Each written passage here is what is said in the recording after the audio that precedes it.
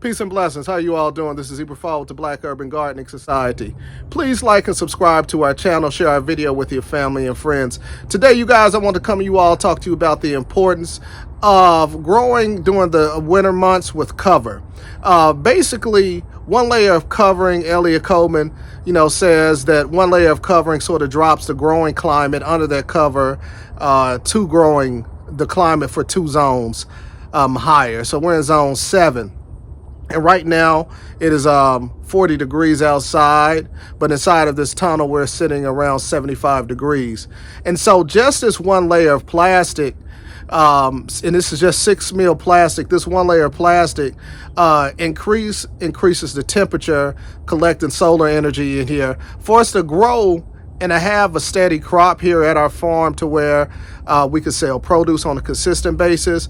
Now, if you're looking, you say, hell, I don't have a high tunnel. You could replicate the same concept with a low tunnel and, your ability to accumulate thermal energy and solar energy may be even higher with the smaller tunnel. So I just want to share with you all the importance of growing under shelter, growing under cover during the winter months. Protect your plants. And also make sure that you irrigate.